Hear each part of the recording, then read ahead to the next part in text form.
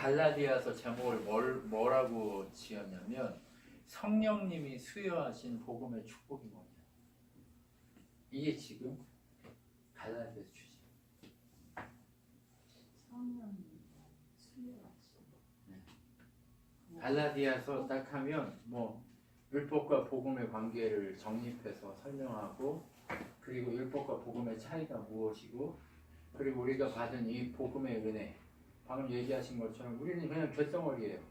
우리가 어떤 행위를 하고 어떤 선한 일을 하더라도 우리는 죄덩어리예요. 그냥 덩어리 자체가 죄예요. 그런데 그리스도의 보혈로 우리를 덮으셨다. 그래서 예수 그리스도의 의를 취득했다. 이걸 얘기하는 게 갈라디아서다. 보통 이렇게 얘기합니다. 이신득이 뭐 이렇게 얘기해요. 우리의 의를 취득한 게 아니라, 내가 열심히 운전 연습해가지고 운전면허증 딴 게 아니라, 천국 면허증을 어떻게 땄냐? 예수 그리스도의 값없는 보혈로 덮어졌다. 그래서 우리는 그분의 의를 얻었다. 이게 갈라디아서의 중점적인 내용이라고 할 수 있습니다. 그런데 정확하게 그것을 다시 풀어보면 이신득이 바로 어려운 단어, 한자 단어로, 신학적인 단어로 이신득이 이렇게 얘기해요. 어떻게 우리가 예수 그리스도의 의를 취득했느냐, 이걸 설명하는 게 갈라디아서다 이렇게 얘기하는데, 그거를 설명해서 다시 풀어보면 성령님이 수여하신 복음의 축복이라는 겁니다.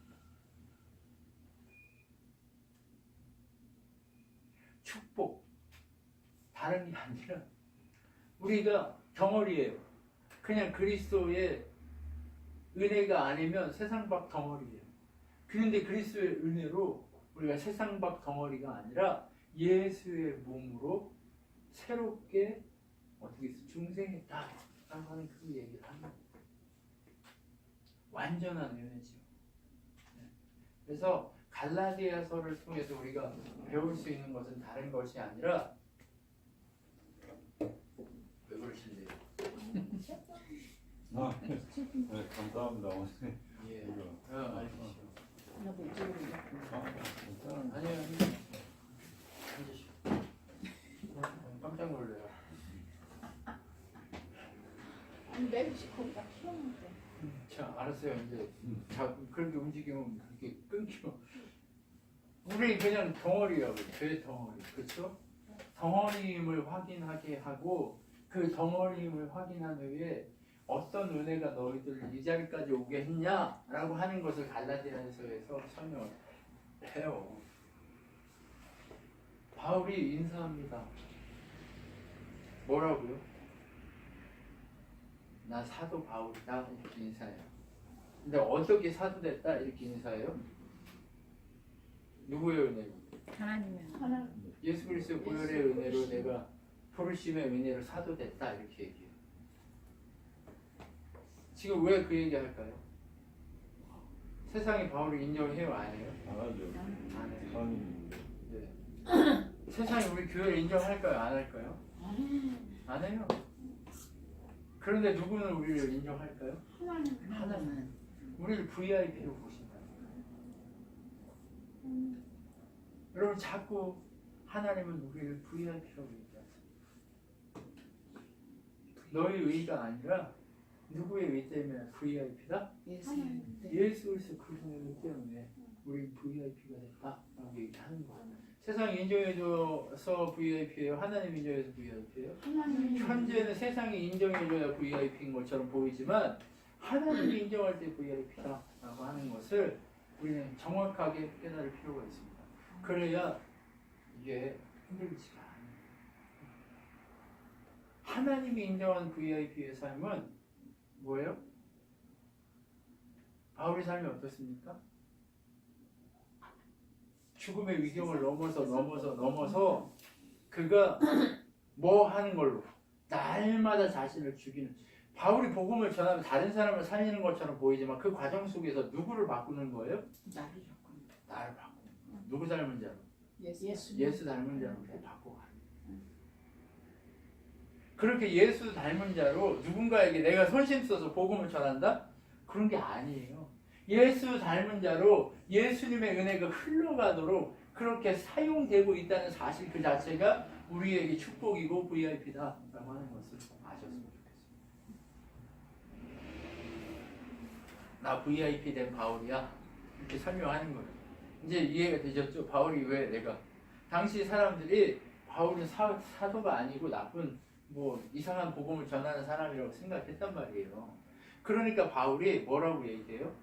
나는 사람을 찾아가지 않았어. 내가 전하는 복음은 하나님의 성령이 나를 깨닫게 하셔서 아라비아에 있을 때도 그렇고 계속해서 준비하는 과정 속에서 내가 전도 여행을 떠나고 그 다음에 안디옥에서 목회를 하면서 하나님이 주신 그 깨달음 속에서 내가 이 신들이 바로 성령께서 수여하신 축복의 보험 속에서 내가 은혜를 누리면서 이 자리까지 온 거지 사람에게서 배운 게 아니야. 예루살렘 교회에 있는 유명한 사람들에게 배운 게 아니야 라고 얘기를 합니다. 그런데 자기가 복음을 전하는 그 복음이 다른 복음이냐? 아니야, 그렇지 않아. 베드로가 전하는 복음이나 야고보가 전하는 복음이나 똑같아. 그들이 나랑 교제의 악수를 취하고 선한 일을 열심히 하고 가난한 자를 돌보는 일, 그 일에만 힘썼으면 좋겠다라고 얘기해. 근데 그 일은 이미 내가 하고 있었던 일이야.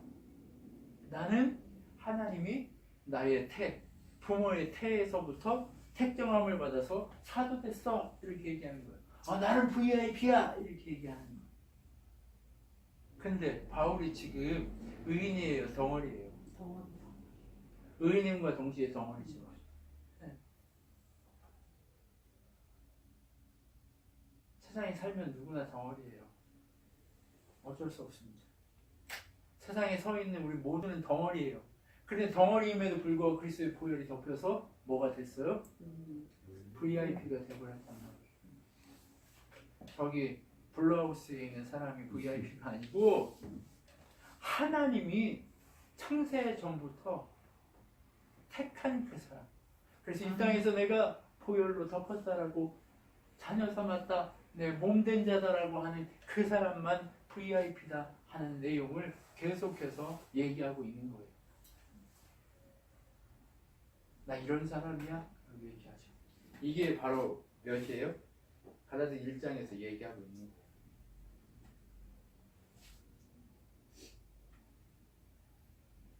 VIP로 불렀다. 그런데 내가 전하는 복음은 어떤 복음이냐? 하나님이 수여하신 복이다. 그런데 하나님 수여했기 때문에 하나님은 한 분이시라. 달라요, 같아요? 같아요, 복음이. 예수님에게 직접 배워서 아는 베드로의 복음이나 자기의 복음이 같다 틀리다? 같다라는 거예요. 왜? 하나님 한 분이신 거예요. 그렇게 얘기하면서 복음의 역사로 그렇게 복음을 전하는 나를 보고 옛날에 나는 살인자요 죽이는 자였는데 지금은 뭐 하는 자다? 살인자로 바뀌었다라고 얘기하는 거예요. 그게 복음의 역사로 나를 부르신 하나님의 은혜다라고 하는 게 1장의 내용이었어요. 1장에서는 자기소개하는 거잖아요. 그런데 지금 갈라디아 교회에 어떤 사람들이 들어왔다는 거예요? 율법주의자들이 들어왔대요. 율법이 예수를 믿어도 할례를 행하고 율법을 지켜야 뭐해요? 하나님의 백성됨을 가질 수 있다는 얘기하는 거예요. 우리의 성화의 과정 속에서 우리의 인생이 바뀌고 우리의 삶이 우리 언어, 우리의 태도가 바뀌어가는 걸 이거는 중요한 하나의 성령의 역사의 증거일 수 있어요. 그런데 그것이 우리를 하나님 나라 가게 하는 의다? 아니에요. 그거는 덩어리예요. 그렇게 보면 우리가 진짜 하나님 앞에서 취득해야 될 의는 이미 예수를 믿는 순간 그분이 우리에게 허락하셨어요. 아니 세상이 창조된 이전부터 하나님이 계획하신 은혜 아래 이미 허락하셨어요. 이미 완성된 의를 소유하고 있는 거예요. 하나님 편에서는 하나님의 책자에는 그런 거예요. 그런데 이 땅에 살면서 우리는 뭐예요? 덩어리예요. 덩어리임을 인정하고 그분의 의만 의지해야만 갈 수 있다. 이것을 인정해야 되는 거예요. 율법은 전체를 다 지키고 하나만 안 지켜도 뭐예요? 죄예요. 그것으로는 결코 하나님 앞에 갈 수 없다라고 하는 선언인 것 뿐이에요. 중재자 역할을 하는 것 뿐이에요. 갈라디아서 2장에 바로 그 얘기를 하려고 뭘 얘기해요? 조용히 율법주의자들이 들어와 너희를 속이고 있다. 베드로도 야고보에 이 사람들이 오니까 이방인하고 밥 먹다가 갑자기 도망갔다가 나한테 뒤집게 욕먹었다. 이 얘기 하는 거잖아요. 그죠? 베드로도 욕먹었대요. 왜요? 예수 그리스도 그분의 보혈이 이루신 일들을 어떻게 하는 거예요? 아무 효력이 없게 만드는 일과 같다는 얘기예요. 율법으로 구원에 이르게 됩니다라고 얘기하는 것은 다른 것이 아니라 뭐예요? 우리가 그리스도 예수 안에서 가진 자유를 빼앗기는 것과 같다는 거예요. 예수님이 오셔서 그분이 우리를 보혈로 덮은 것과 동시에 아브라함, 아니 그 아담부터 시작된 그리스도의 은혜의 혈통적 조상들까지도 그리스도의 보혈로 덮였다 이 얘기예요. 그들도 누구를 기다렸어요? 여인의 후손을 기다린 거예요. 아담이 왜 구원받을 수 있어요? 여인의 후손을 기다렸기 때문에. 다윗이 왜 구원받을 수 있어요? 여인의 후손이신 예수 그리스도 그분을 주라 인정하며 기다렸기 때문에 구원받는 거예요. 그러면 그들도 뭐 한 거예요? 예수의 보혈로 이신득이한 거예요. 아브라함의 의를 인정하는 것은 그 여인의 후손 되신 그분이 해결하실 것을 그 하나님을 믿은 그 믿음이 그리스도를 기다립니다라고 선언하시기 때문에 그런 거예요. 맞죠? 그렇기 때문에 흔들리면 안 되는 거예요. 그런데 흔들리게 만드는 사람들이 너희들에게 조용히 들어왔다고 얘기하는 거예요. 그러면 율법은 왜 들어왔냐는 거예요.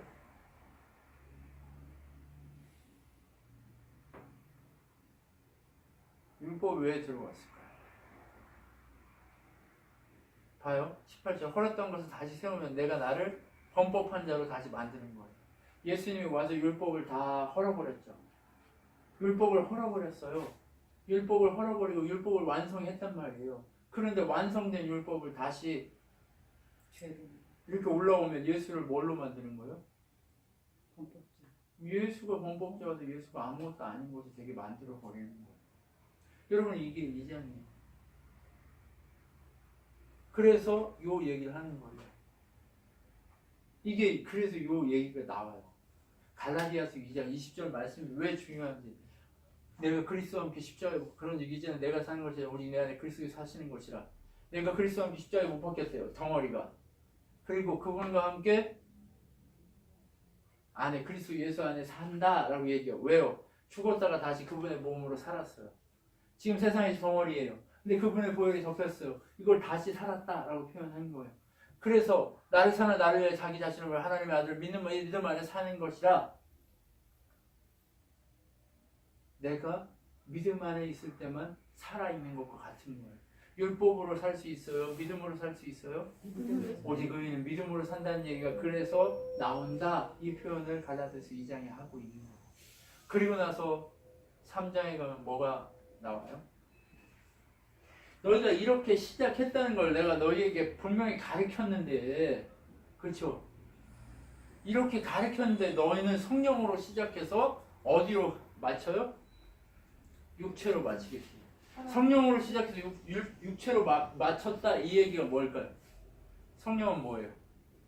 예수 그리스도의 십자가 보혈 그분의 은혜 이후에 오신 분이잖아요. 그렇죠? 그럼 육체는 뭐예요? 율법으로 시작해서 끝이 뭐예요? 육체라는 얘기예요. 육체의 소욕을 쫓는다 이게 뭐예요? 옛 방식을 쫓아가는 거예요. 예수 그리스도의 보혈로 의가 됐다. 근데 속은 덩어리예요. 근데 이 의를 벗어버리고 다시 덩어리로 살겠다. 이 얘기인 거예요. 예수 그리스도의 의만이 우리를 성령으로 시작하게 하는 은혜의 복인데, 축복인데, 뭐 되게 해요? 이 의의 옷을 확 벗어버리고 다시 덩어리로 살면서 난 덩어리야. 근데 나는 의롭게 됐어. 이렇게 얘기할 수 있어요, 없어요? 입으로는 할 수 있어. 입으로는 하는데 진짜예요, 가짜예요? 가짜. 가짜라는 거예요. 근데 사람들이 왜 믿음으로만 하나님 나라를 가게 된다는 사실보다 율법의 행위를 지키면서 안정감을 더 누릴까요? 그렇죠. 보이면서 그래요, 나는 그래요. 예수 믿고 이렇게 잘하고 네. 살아. 내가 그리스도의 보혈로 덮였다라는 건 눈에 보여요, 안 보여요? 안 보. 안 보여요. 그런데 내가 행위로 무엇인가를 하고 할 일을 하고 하는 이 흔적은 눈에 보여요, 안 보여요? 보여요. 그러니까 사람들이 어디에 더 안정감을 누리는 거예요? 눈에 보이는 곳에 안정감을 누리는 거예요. 그러면 우리가 본다는 것은 이 육체의 눈으로 봐야 돼요? 아니면 하나님이 보여주신 하나님의 눈으로 봐야 될까요? 하나님은 보여주시는. 우리가 예수 그리스도의 은혜, 그분의 보혈로만 의를 얻는다는 이 사실의 안정감을 진짜 누리기 위해서는 육신의 눈이 아니라 요한복음 1장 51절에 너희가 나를 통해서 천사가 하늘문을 열고 오르락 내리락 하는 것을 보게 될 것이다 라고 하는 그 말씀처럼 어떻게 해요? 육신의 눈이 아니라 그리스도의 그분의 은혜가 수요한 성령의 보게 하시는 그 보혈의 역사의 눈으로 볼 수 있어야 됩니다.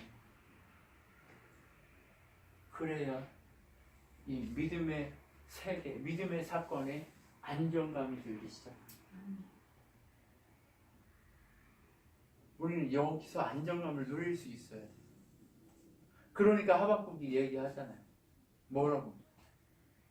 외양간에 송아지가 없고 포도 열매가 없고 감람나무 열매가 없다 할지라도 나는 누구로 인하여?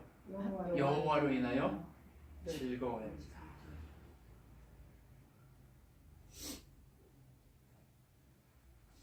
금도 내 것이고 은도 내 것이래요. 그럼에도 불구하고 나는 누구로 인해서만 즐거워하겠대요? 여호와로 인해서. 그 금, 은덩어리 때문에 주를 버리는 것이 아니라 즐거워하는 것이 아니라 안정감을 찾는 것이 아니라 눈에 보이는 것 때문에 오는 안정감을 취해 사는 것이 아니라 그분 때문에 안정감을 누릴 수 있는 눈이 필요하다 이 얘기입니다. 근데 갈라디아 사람들은 그것을 가지고 있어요, 없어요?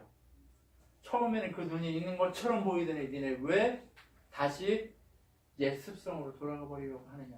왜 돌아갈까요? 안정감이 없으니까 돌아가는 거예요. 자꾸 흔들리는 거예요. 눈에 보이는 게 없으니까 흔들리는 거예요.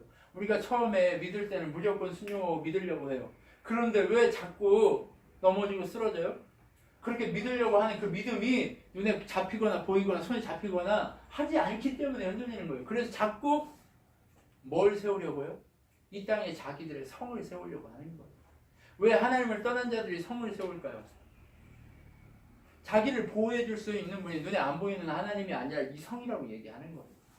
계속해서 말씀드리지만 하나님을 떠난 자들이 가인의 때부터 계속해서 만들었던 게 뭐예요? 성이에요. 성. 그렇기 때문에 지금 이 시대도 마찬가지예요. 국회의원들 자기들만의 성을 쌓습니다.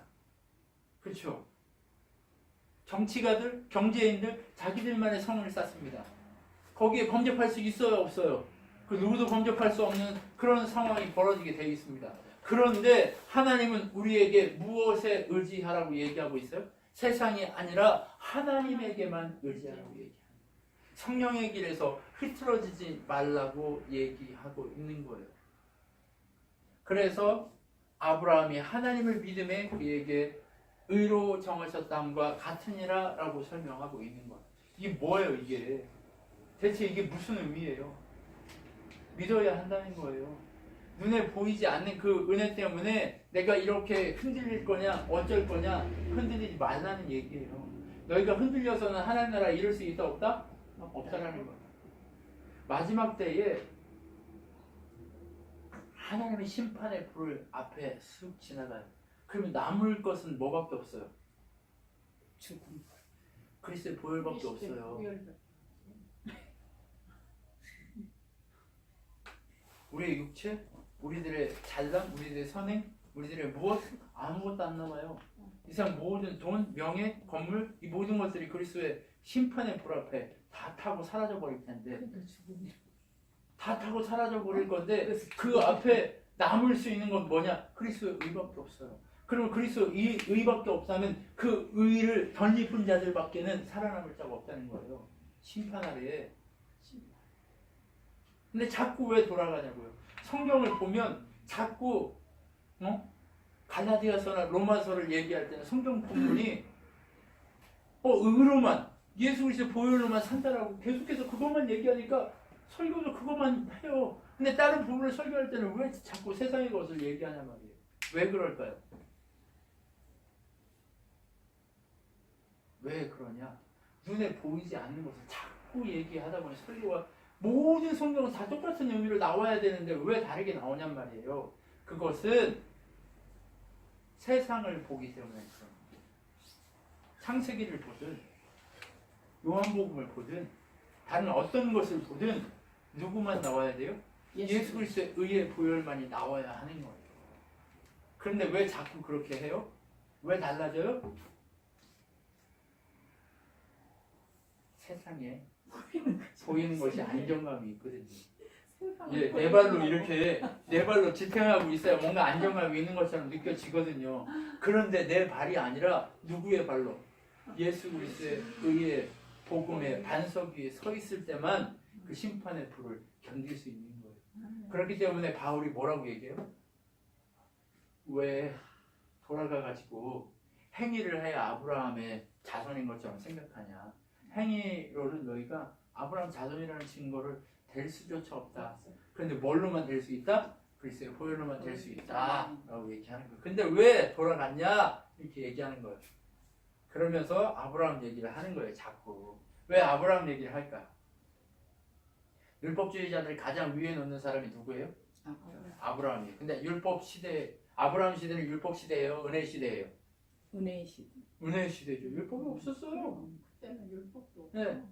율법이 없었어요. 율법이 없고 그의 삶의 모든 것이 율법을 지키는 삶이었어요? 아니면 지 마음대로 살았어요?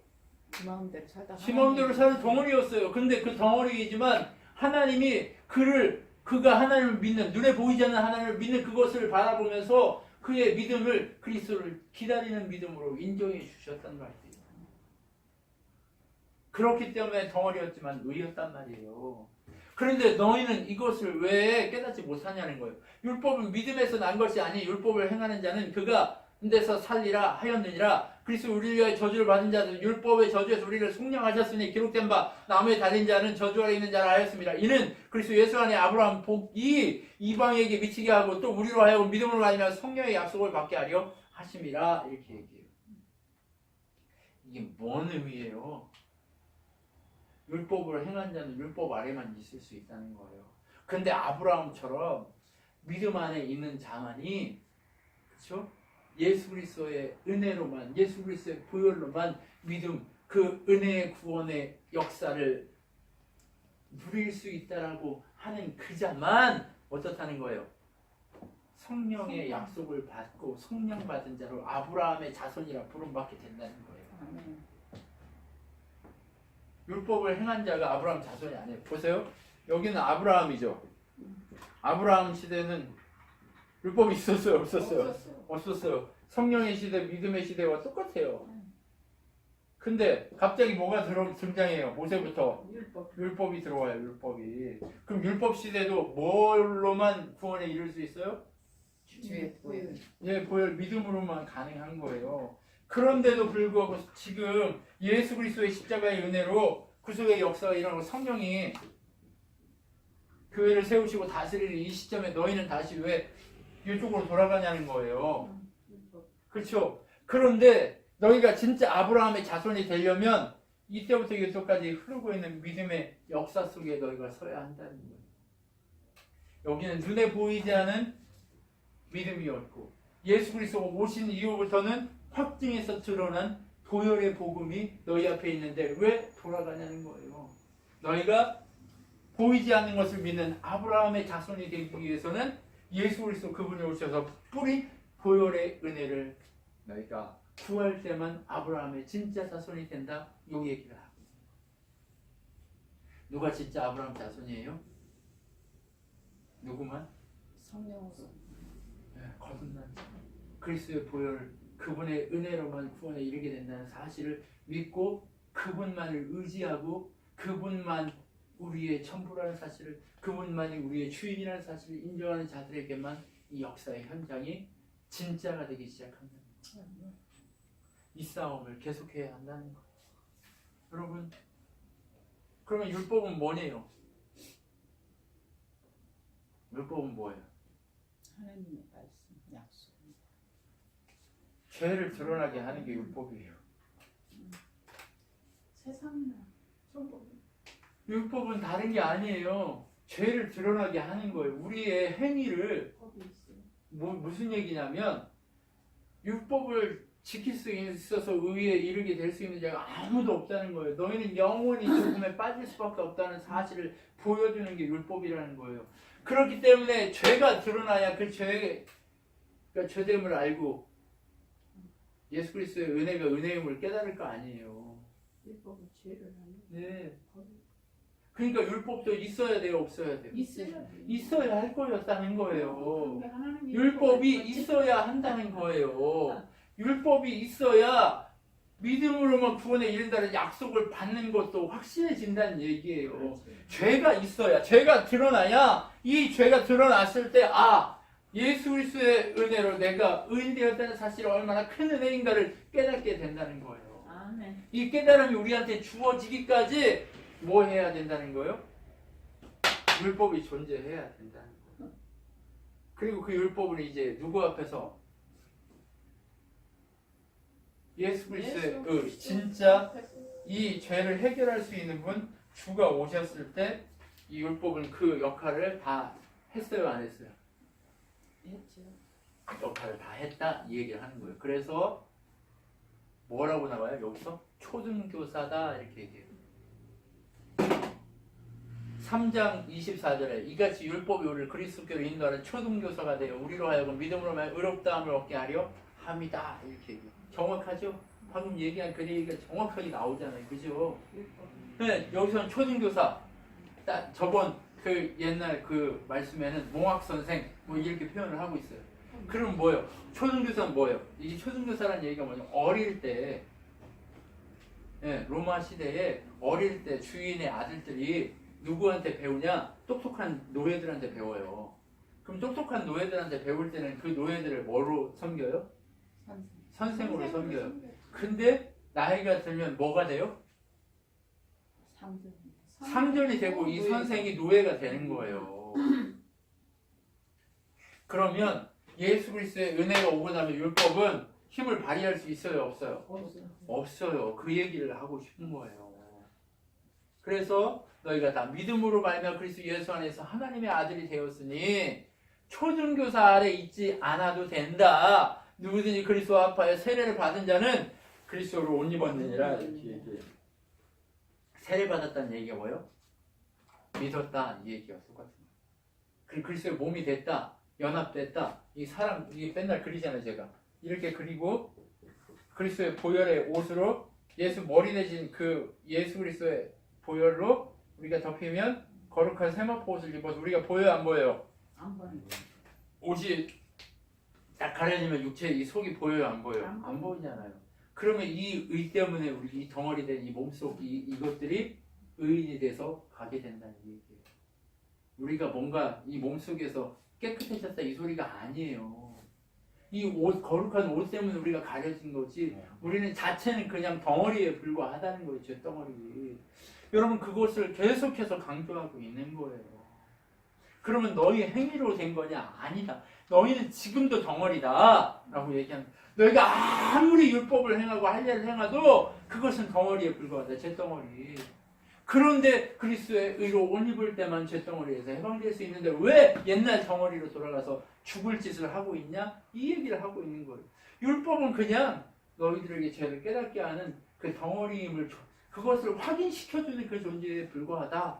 근데 왜 자꾸 그쪽으로 가냐? 속지 마라. 얼마나 안타까우면 이 얘기를 계속 설명하겠어요. 그래서 너희는 모두가 그리스도 안에 있을 때만 자유를 누리게 된다. 이 얘기를 하는 겁니다. 그리고 나서 4장에 아들의 명분을 우리한테 주셔서 어떻게 해요? 아바 아버지라고 부를 수 있게 해줬다 이 얘기예요. 이제 너희들의 신분이 뭐예요? 아까 얘기했죠. 복음의 축복이 뭐예요? 지금 이제 여기서 이거 확 드러나는 거예요. 그리스도의 성령께서 복음을 통해 수여하신 축복의 그 내용이 뭐냐? 하나님을 아버지라고 부를 수 있게 하시는 거예요. 우리 하나님 아버지 이렇게 너무 쉽게 부르는데요. 이 부르는 이 아버지 이 고백이요. 쉬운 게 아니에요. 이 덩어리이지만 여전히 덩어리이지만 누구를 통해서 아버지를 부를 수 있게 돼요? 예수 머리 대신 예수를 통해서 아버지를 부를 수 있는 거예요. 축복의 복이지. 네. 이 축복이 얼마나 큰 축복인 줄 여러분 믿으시고 느끼시고 깨닫고 체험하셨으면 좋겠어요. 아버지 부를 때마다 좀 가슴이 뭉클해. 그분하고 같이 몸 덩어리이지만 그분의 거룩한 세마포옷을 입고 있는 우리에게 유업이 주어졌는데 그 유업이 그리스도가 받은 유업하고 똑같아요. 왜? 한 몸인데 그럼 뭐 아니에요? 한 몸이기 때문에 하나님 나라를 아들로서 받게 되는 거예요. 그러면 뭐 이 땅에서 열심히 한 사람은 큰 집을 얻고 여기서 못한 사람은 작은 집 얻고 그런 개소리가 맞아요? 안 맞아요? 아유 아닌 거예요. 다 잘못된 거예요. 그럼 뭐예요 지금? 예수님이 장차 다스리고 소유하고 수유하게 될 그 모든 것이 예수와 함께하게 되는 거예요. 여러분 우리는 속으면 안 되는 거예요. 자꾸. 지켜야 돼요. 뭐를? 그리스도의 보혈의 복음이 어떤 의미인가를 지켜내야 하는 거예요. 그래서 어떻게 해야 돼요? 종이 아닌 자유자로서의 삶을 살아갈 수 있는 여러분이 되시길 소원합니다. 아멘. 그리고 나면 4장에 다시 뭘 얘기해요?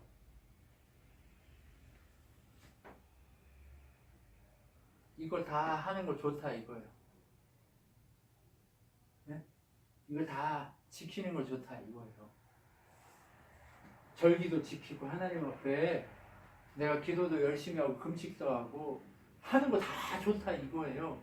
그런데 뭘로 돌아가지 말라고요? 초등학문으로 들어. 다시 약하고 천박한 초등학문으로 돌아가 종로를 타지 말라.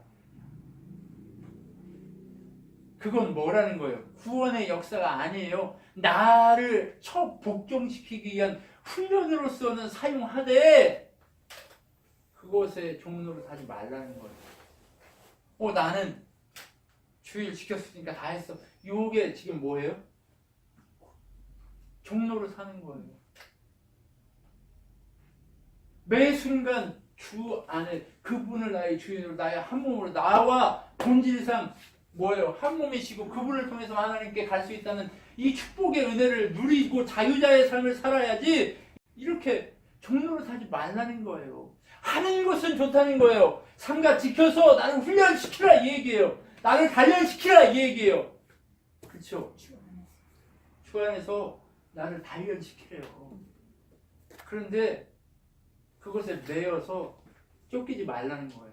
우리는 영원히 그것을 지킬 수 있어요? 없어요? 없어요. 자꾸 지키려고 하다 보면 그것이 뭐가 돼요?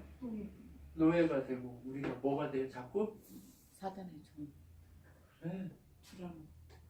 두려워하고 불안하고 멀어지고 자꾸 율법의 이 초등학문으로 돌아가서 뭐 하는 거예요? 천박한 초등학문에 돌아가서 종로를 타게 된다는 거예요. 그러면 저기 뭔가를 찾기 위해서 막 고행하고 수도하고 하는 그것이 훈련으로서는 좋다 이거예요. 그런데 그게 진짜 의를 수용하는 자기 의가 되면 뭘로 돌아가는 것과 똑같아요? 초등학문으로 돌아가는 것과 똑같다는 얘기예요. 그러면 자기 의가 돼야 돼요? 안 돼야 돼요? 자기 의가 돼서는 안 된다 이 얘기를 하는 거예요. 그렇기 때문에 우리는 이제는 무엇을 따라 난 자예요?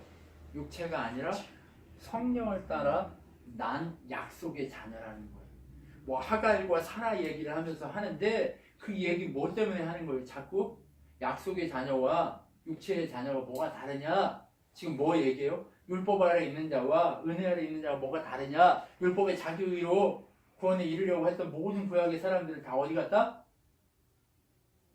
이스마엘의 자손과 같고 지옥 같다. 세상 자손과 똑같다. 그런데 율법을 버리고 누구 앞으로? 예수 그리스도 보혈 앞에 있는 자만이 약속의 아들이고 어떻다는 거예요? 자유자다. 이 얘기를 하고 싶은 거예요. 자꾸 이 얘기를 하고 싶어서 하는 거지 다른 얘기가 아니에요. 그렇기 때문에 지금 너희들을 속이고 할례를 행하고 율법을 행해야 된다고 얘기하는 그 거짓 누룩이라고 얘기했어요. 거짓 선지자들의 이 노름에 빠져서 흔들리지 마라. 이 얘기하고 있는 거예요. 적은 누룩이 십자가의 도를 더 못 전해지도록 사단이 너희들을 속이고 있는 거다라고 얘기하는 거예요. 그렇기 때문에 어떻게 하래요? 어지럽히는 자들을 스스로 베어버리라 라고 얘기해요. 교회 안에서 베어내라는 거예요. 교회의 말씀을 더럽히고 어지럽히려고 하는 자들을 어떻게 하라는 거예요? 수술에 도려내버리라는 거예요. 여러분, 형제들아, 너희가 자유를 위하여 부르심을 입었으나 그러나 자유를 육체의 기회를 삼지 말고 오직 사랑으로 서로 종로로 살아. 그럼 종로로 산다는 게 어디에만 종로로 살아는 거예요? 그리스도의 보혈 앞에 그리스도의 의를 소유한 자들이 서로 주님이 우리를 죽기까지 사랑하신 것처럼 그렇게 사랑하라는 얘기예요. 왜 서로에게 배려하지 못하고 왜 싸우고 왜 다투고 이렇게 돼요? 그리스도의 보혈로 그 주님의 십자가의 보혈의 사랑으로 사랑하지 못하기 때문이다. 너희들 자꾸 내가 잘난 척하고 높아지려고 해서 서로 등급을 매기잖아요. 그죠? 어디서부터 등급을 매겨요? 아, 저 사람 신앙이 좋아. 저 사람 신앙 좋다면 뭐부터 따져요? 한번 봅시다. 교회. 뭐부터 따져요? 그 장로 피택 하려고 하면 뭐부터 따져요? 헌금하는 거. 헌금하냐?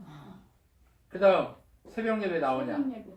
그 다음 주일 예배, 수요 예배, 금요 예배 이거 하냐 안 하냐에 따져가지고 이거에 맞으면 아, 이 사람 해줘야 돼. 이 사람 안 돼. 이렇게 나오죠. 누구 기준이에요? 사랑 기준. 율법 기준이죠.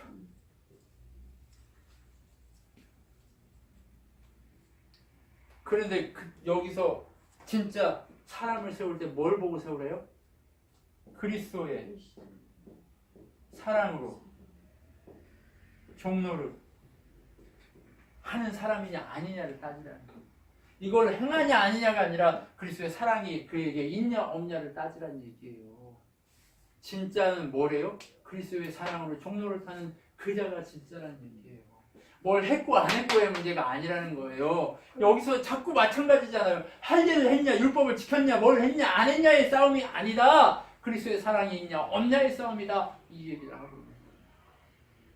여러분, 계속 하나님이 축복하기를 원하시는데 하나님이 우리 신앙교회에 축복하기를 원하시는데 무슨 축복이 가득하기를 원하시는 거예요? 그리스도의 사랑으로 종로를 타냐 아니냐예요. 하나님이 이 신앙교회 사람을 보냈어. 하나님이 이 사람을 그리스도의 사랑으로 종로를 할 사람으로 만들어라 하고 여기다가 딱 던졌어.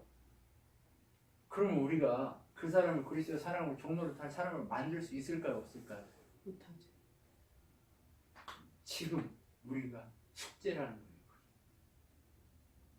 그리스도의 사랑으로 종로를 탈 수 있는 그 사람이 되기 위한 숙제가 바로 우리에게 던져지는 거예요. 그러면 축복하라 축복하라 이 얘기해 보여요. 그리스도의 사랑으로 종로를 탈 사람이 되도록 기도하고 축복하고 함께 섬기는 자의 삶으로 전진해 가라 라고 얘기하고 있는 거예요. 여러분 이해하고 있죠? 그러니까 자꾸 뭐예요? 옛사람의 이 앞에는요 육체의 소욕이 막 나오거든요. 육체의 소욕을 따르지 말고 성령의 소욕을 따라 성령의 열매를 맺으라라고 얘기해요. 그럼 성령의 열매는 뭐예요? 사랑과 일하고 합하고 오래 참고 자비 양수 충성 온유 절제는 이것들이 금지할 법이 없느니라 이렇게 얘기해요. 그런데 이 성령의 열매들 다 찾아보면 뭐예요? 사랑이라는 것의 다른 표현이에요. 그렇죠? 사랑의 다른 표현들이에요. 사랑으로 종로를 타는 자, 그렇죠? 성령 충만한 자, 성령으로 살면 또 성령으로 행할지니 헛된 영광을 구해 서로 노엽게 하거나 서로 투기하지 말라 이렇게 얘기해요. 뭐예요 이게? 이제 너희가 그런 눈에 보이는 그것을 버리고 사랑으로 종로를 타다 보면 세상 것을 추구하는 게 아니라 성령의 것들을 추구하게 될 열매들이 풍성히 맺혀지게 될 거다 이 얘기예요. 그러면 우리는 올해 뭘 해야 될까요? 사랑의 서로 열매들, 사랑하라. 사랑의 열매들 많이 맺히셔야 될 게 있어요. 아멘. 이틀 남았어요, 올해. 네, 사랑의 열매들 많이 맺히시죠. 그리고 우리의 평생에 내년 새로 오게 되는데 평생에 맺혀야 될 게 뭐예요? 사랑으로 열매 맺는 이것이 우리의 가장 큰 사역이라는 거예요. 무슨 말씀인지 아시겠죠? 여러분, 주님이 맡기실 겁니다. 그 맡기신 그 일에 우리가 사랑으로 온전히 종로를 타기 위해서는 뭐가 필요해요? 온유한. 온유한 심령으로. 잘못된 것을 바로잡고 나를 어떻게 해요? 시험받지 않도록 주의해서 흔들리지 않게 주님 앞에 서라 이 얘기예요. 그러면 1장부터 4장까지는 무슨 내용이에요? 너희가 어떻게 의를 얻었는가? 그 다음에 5장 6장은 뭐예요? 그러면 의를 얻은 자의 삶은 뭐예요? 성령으로 충만한 삶을 살아라 이 얘기하고 싶은 거예요. 네. 그래서 각자 자기 일을 살피라. 그러면 자랑할 것이 자기에게 있어도 남에게 있지 아니하니 각각 자기의 짐을 질 것이다 라고 얘기해요. 자기 스스로 느끼면 자기는 잘했다고 자랑할 것만 있는데 남은 눈에 보면 뭐만 있어요? 티만 보이는 거예요. 그렇게 하지 말고 다른 사람 판단하지 말고 어떻게 각각 자기의 짐을 질 것에 열심을 내라는 거예요. 가정에서도 어때요? 아빠는 아빠의 짐을 져야 하는 거예요. 그렇죠? 자녀는 또 자녀의 짐, 부부는 또 부부의 짐을 서로 지는 거잖아요. 그렇죠? 이 짐 지는 곳에만 열심을 내라는 거예요. 여러분 무슨 말씀인지 이해되시죠? 교회 안에서도 마찬가지라는 거예요. 너희 갈라디아 교회가 너희 왜 그러냐? 왜 힘들었냐? 자기 짐을 지려고 하지 않았기 때문이다 라고 얘기합니다. 그러면서 뭐래요? 여기 이제 자기의 육체를 위하여 심는 자는 육체로 썩어질 것을 거두고 성령을 위하여 심는 자는 성령의 영생을 거두리라 이렇게 얘기해요. 그럼 이 얘기가 뭘까요? 육체 앞에서 뭐였어요? 내 자기의 율법으로 자기 의를 추구하는 게 뭐예요? 육체였죠. 그죠? 그러면 너희가 계속해서 육체의 것을 추구한다면 너희는 망할 것이고 성령으로 어떻게 해요? 그리스도의 의를 취하려고 너희들을 훈련시키고 너희들을 몸부림치고 성령의 열매로 은혜 가운데 훈련되려고 애쓰는 자라면 자기 직분을 감당하는 자라면 영생을 소유하게 될 거다. 여러분 이 훈련이 아멘. 앞으로의 훈련일 줄 믿습니다. 우리의 의는 주님을 통해서만 주어지게 되어 있습니다. 율법 그거 쓸모없는 거 아니에요. 우리를 훈련시키는데 우리의 육체의 소욕을 죽이는 훈련 앞에는 필요한 겁니다. 그런데 그럼에도 불구하고 그것이 누구의 의가 되지 않게 주의하라? 네. 자기 스스로의 의가 되지 않게 주의하라. 오직 뭘로? 성령께서 주시는 사랑의 열매들로만 그렇게 순종하고 복종하는 일에 힘쓰라 라고 얘기하고 있습니다. 그럼 갈라디아서를 통해서 갈라디아 교회와 우리 교회에 비추어 봤을 때 우리가 어떠해야 하냐? 앞으로 2019년을 새로 맞이하면서 갈라디아서를 하나님 우리한테 주시는데 이 갈라디아서를 통해 우리에게 주시는 메시지가 무엇이냐? 너희는 무엇을 추구하고 있느냐라고 하는 거죠. 여러분 고민하셨으면 좋겠습니다. 그리스도의 사랑으로 종로를 타는 것이 무엇일까를 고민하고 하나님 나라를 향해서 내가 어떤 전진이 있어야 하는가? 하나님이 내게 주신 축복의 은혜를 어떻게 하면 온전하게 누릴 수 있는가? 이것에 대한 고민이 우리 안에 가득할 수 있었으면 좋겠습니다. 기도하겠습니다.